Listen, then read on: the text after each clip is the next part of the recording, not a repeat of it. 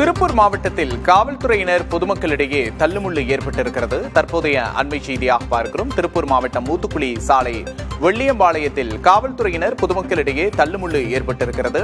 வெள்ளியம்பாளையம் பகுதியில் மாநகராட்சி குப்பை கொட்டுவதற்கு எதிர்ப்பு தெரிவித்து பொதுமக்கள் மறியலில் ஈடுபட்டிருக்கிறார்கள். மறியலில் ஈடுபட்ட பொதுமக்களை காவல்துறை இழுத்து அப்புறப்படுத்தும் காட்சிகளை பார்க்கிறோம்.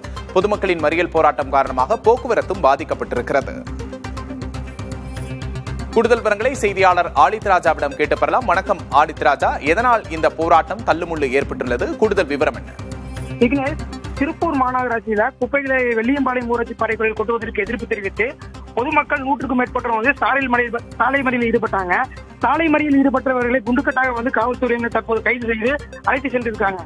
திருப்பூர் மாநகராட்சி சார்பில் குப்பைகளை கொட்டுவதற்கு பல்வேறு பகுதிகளில் பயன்பாடற்ற பாறைக்குழியை தேர்வு செய்து குப்பைகளை கொட்டி வராங்க. அதற்கு பொதுமக்கள் தரப்பில் எதிர்ப்பு தெரிவித்து வருகின்றனர். இதன் காரணமாக திருப்பூர் மாநகர பகுதியில் சுமார் 15 நாட்களுக்கு மேலாக குப்பை எடுக்காமல் அனைத்து பகுதியிலுமே குப்பை மலையை போல தேங்கி இருக்கிறது. இந்நிலையில் திருப்பூர் மாநகராட்சி குப்பைகளை ஊத்துக்குளி தாலுகா வெள்ளியம்பாளையம் ஊராட்சிக்குட்பட்ட பயன்பாடற்ற பாறைக்குழியில் மாநகராட்சி சார்பில் இன்று காலை சுமார் 10க்கும் மேற்பட்ட குப்பை லாரிகள் குப்பை கொட்டுவதற்கு வருகை புரிந்த போது அப்பகுதியை சேர்ந்த பொதுமக்கள் சுமார் 100க்கும் மேற்பட்டோர் லாரிகளை சிறைபிடித்து சாலை மறியல் போராட்டத்தில் ஈடுபட்டு வந்தாங்க. சாலை மறியல் போராட்டம் திருப்பூர் ஊத்துக்குளி சாலையில பெரும் போக்குவரத்து பாதிப்பு ஏற்பட்டது. போராட்டத்தில் ஈடுபட்ட வரும் பொதுமக்களிடம் போலீசார் மற்றும் அதிகாரிகள் பேச்சுவார்த்தை நடத்தினர்.